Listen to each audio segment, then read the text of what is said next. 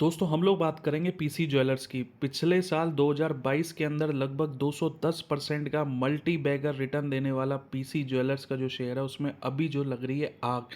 और आप देखेंगे कई बार इसमें लोअर सर्किट भी यहाँ पे लग जाता है।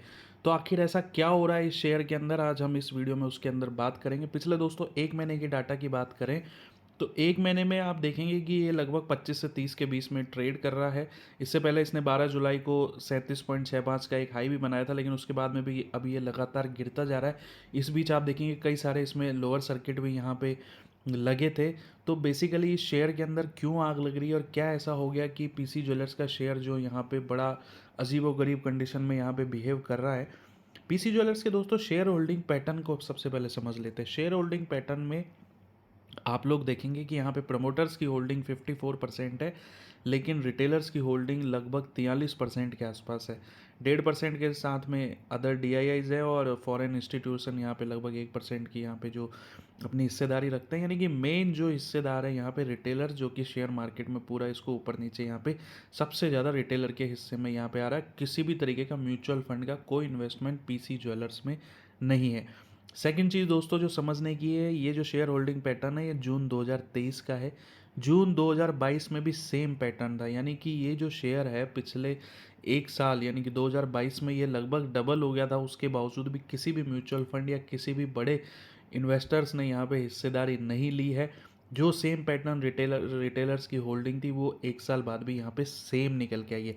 सेकंड चीज़ दोस्तों बात करें, शेयर के भाव जो लगभग 100 को यहाँ पे टच कर चुके थे 2022 में।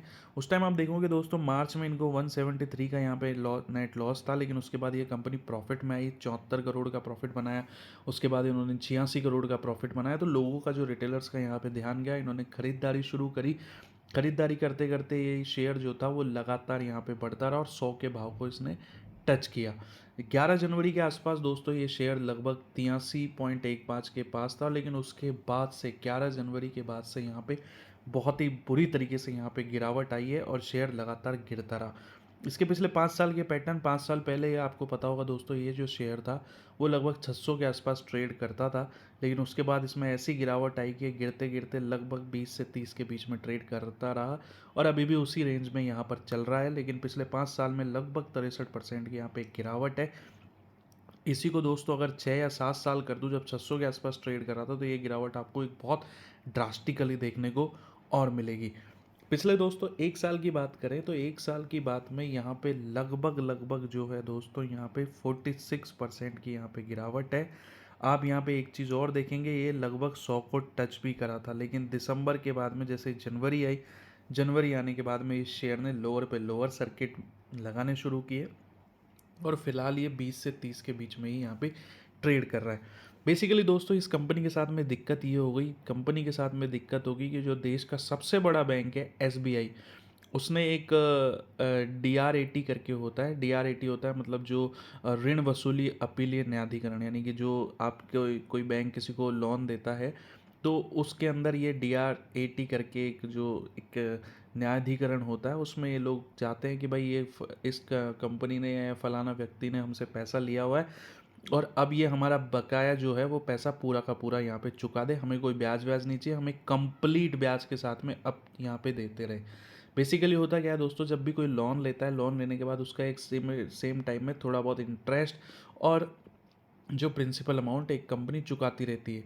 लेकिन अगर यहाँ पे वो डिफ़ॉल्ट की कोई दिक्कत आ जाए या सामने वाले बैंक को लग रहा है कि ये लोन नहीं चुका पा रहा है या डिफ़ॉल्ट में जा रहा है, तो वो यहाँ पे क्या करता है, उसको एक नोटिस जारी करता है। ये नोटिस को नाम दिया जाता है दोस्तों रिकॉल नोटिस। रिकॉल नोटिस के अंदर क्या होता है कि सामने वाले को ये कहा जाता है कि आपके पास जो भी हमारा जो भी हमने आपको कर्जा दिया है उसको आप इमीडिएटली चुकाइए, हमें आप ब्याज मत चुकाइए, हमें आप इमीडिएटली चुकाइए। तो यहाँ पे जो है एसबीआई जो कि सबसे बड़ा बैंक है उसने भी यही चीज़ कर रखी है। इसके अलावा IDBI, Indian bank, bank of India, Karur Vysya bank ने पीसी ज्वेलर्स को रिकॉल नोटिस जारी कर दिए गए हैं। ऐसे में पीसी ज्वेलर्स ने सेबी को ये भी जवाब दिया है कि कंपनी का जो अकाउंट्स है, जो कि जून 2021 से उसने बैंकरों के पास एनपीए के रूप में बताया गया है, उसके समाधान की यहाँ पे पूरी प्रोसेस चल रही है। हालांकि अभी भी ये प्रोसेस यहाँ पे चल रही है, लेकिन जो सामने वाले बैंक से इनसे लगातार पैसा मांगे जा रहे हैं, तो ऐसे में कंपनी की वित्तीय मोर्चे पे काफ़ी ज़्यादा मुश्किल हो रखी है।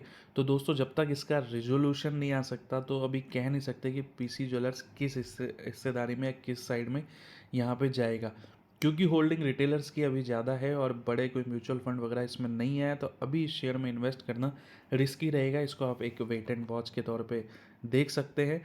लास्ट ईयर नो डाउट बहुत अच्छा था क्योंकि प्रॉफिट भी कंपनी को हुआ था, लेकिन अब इस साल से इनको जो, क्योंकि पेमेंट भी इनको चुकाना है, तो यहाँ पे लॉस भी ये बहुत अच्छा खासा कर रहे हैं। तो कहीं इसकी हालत फ्यूचर रिटेल टाइप की या फ्यूचर कंज्यूमर टाइप की भी ना हो जाए, इसलिए ऐसे शेयर से अभी थोड़ा आप बच कर के रहें और इसको एक वेट एंड वॉच के लिए देखते रहिए। तो दोस्तों ये था मेरी तरफ से आप लोगों के लिए छोटी सी जानकारी पीसी ज्वेलर्स कंपनी के बारे में। पसंद आए चैनल को ज़रूर लाइक एंड सब्सक्राइब करिएगा। मिलते हैं नेक्स्ट वीडियो में।